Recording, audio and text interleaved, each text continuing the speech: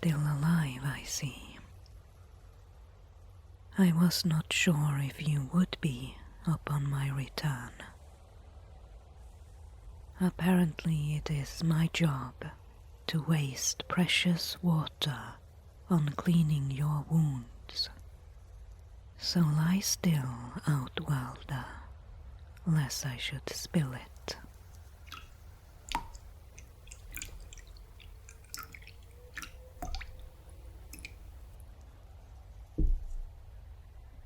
The Sayadina of my siege has assigned me to look after you.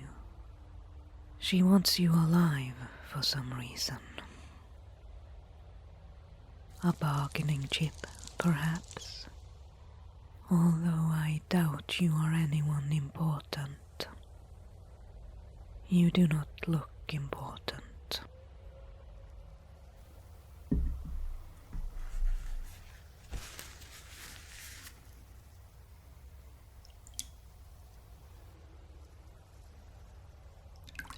Where do you come from? Some fertile world, I bet, with plants growing everywhere and water falling straight out of the sky.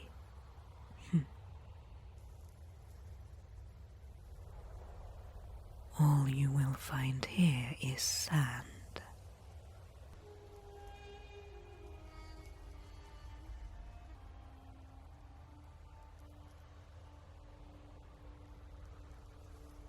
My planet Arrakis is equally beautiful and merciless. The sandstorms here are strong enough to tear flesh from bone, and the heat of the midday sun will kill you in less than 2 hours if you are unprotected from it. You Outworlders value the spice above all else, but to us, the only priceless thing is water.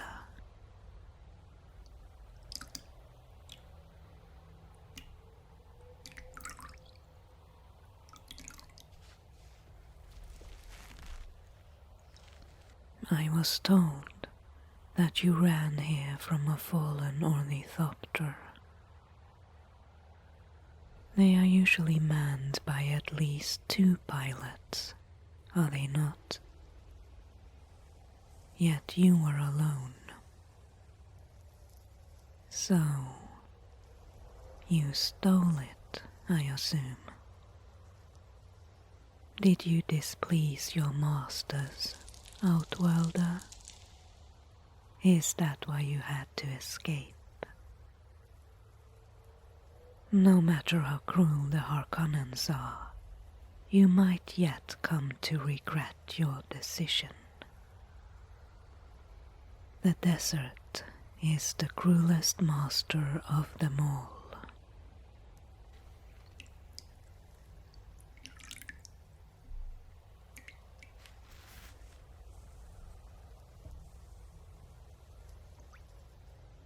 You were a fool to cross when you did.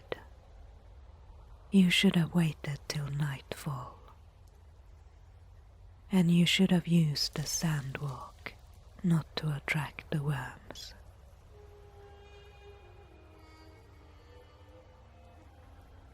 But I suppose you know little of our ways. It was my thumper that saved you. It drew the sandworm away from you. You owe me another one. The sandworm that hunted you is still out there, looking for its lost meal. If you're quiet, you can hear it. Listen.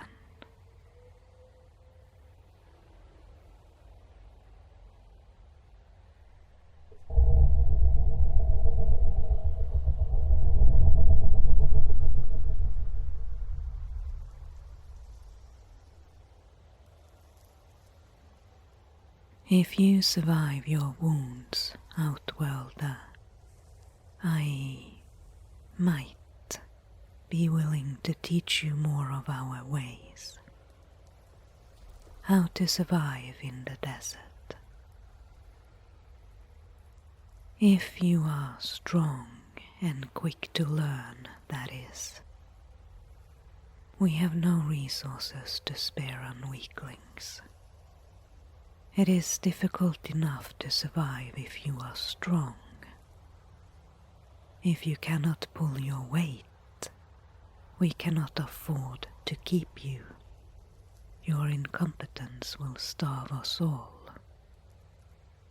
Better then to kill you and take the water of your body for ourselves. Right now, you are as helpless as a newborn, Outworlder, but more expensive to feed and water.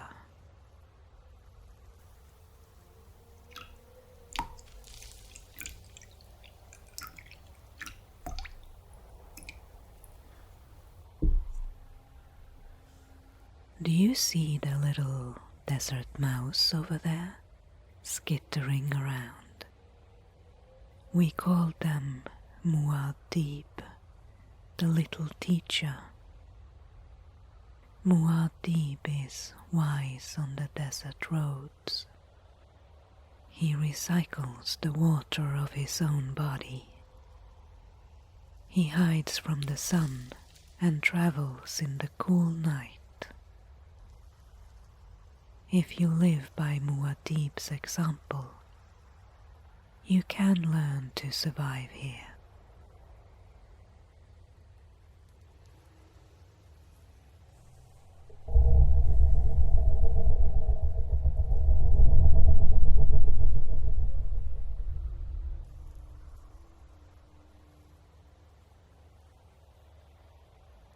I see you have noticed my crysknife. It was made from the tooth of a Shai-Hulud, the great sandworm. Yes, like the one who chased you here. I will not draw it for you. When a crysknife is drawn, it cannot be sheathed again without first drawing blood. I will not spill a drop of my body's water for you, and you have none left to spare, Outworlder. Besides, you are not one of us yet, and the blade cannot be seen by outsiders, or they would have to die by it. But I can describe it to you. The blade is curved and double-edged. It's milky white and has a faint glow in the dark. The handle is black, with deep finger ridges for a good grip. The tip is poisoned. The poison resides where the nerve of the tooth used to be. It is quick-acting and powerful. I keep my crysknife close to me at all times. If you want one for yourself, you will have to earn it, and by the look of you, that will take some time. So forget the knife. But there are a few other things I could show you. The suit I'm wearing is called a still suit. It keeps me cool and collects, processes, and recycles moisture. None of my body's water is wasted with a still suit.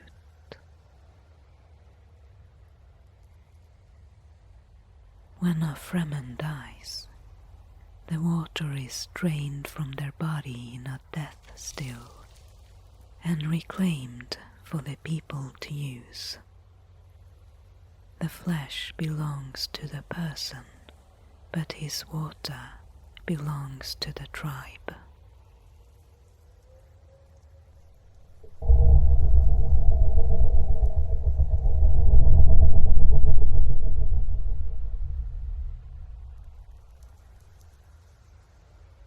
This little gadget is a paracompass. Our moons have a strong magnetic field, so a regular compass would not point north. It takes a clever piece of clockwork to sort it out. We also use sand compactors, like this one. It makes the sand vibrate. It emulates the vibrations sandworms make that enables them to dive into the sand and move through it with ease. We use it to hide in the sand and ambush our enemies. Only Fremen can make sand compactors. And I suppose I could have shown you my thumper if I still had it. The rhythmic noise it makes draws the sandworms, just like regular walking would. That's why we Fremen cross the sands using the sandwalk. It is like a dance with irregular rhythm. It mimics the natural sounds of the desert. It makes us invisible to the worms. It is a slow and tiresome way to travel, but preferable to death.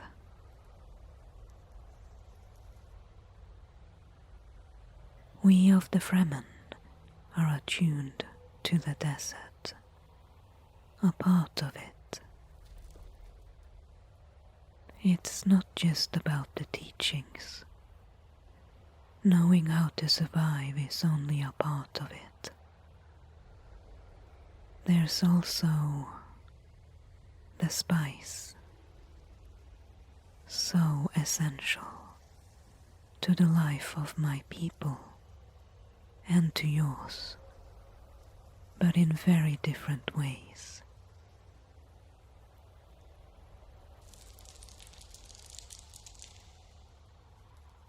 To you, spice allows you to travel between stars in an instant.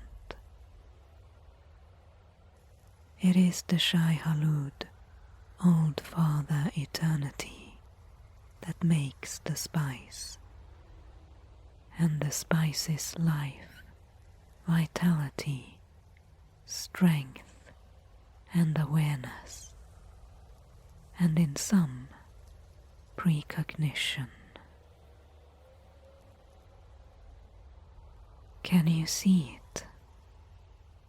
A glittering in the air just above the sand.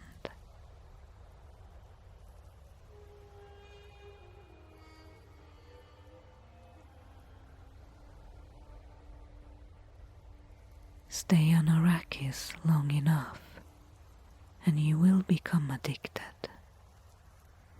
You will know it has happened when you get the eyes of Ibad, the blue within blue eyes of the Fremen. The eyes are indicative of one's blood having been completely saturated with the spice. The desert becomes part of you. To survive elsewhere, you will have to take the spice with you. And as far as I understand, that would be too expensive for anyone but the richest of dukes. Withdrawal from spice addiction is deadly. Stay here long enough, Outworlder, and Arrakis will not let you go.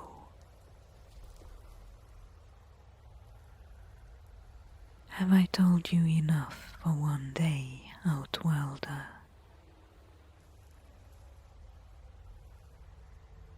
Your wounds are clean and freshly bandaged.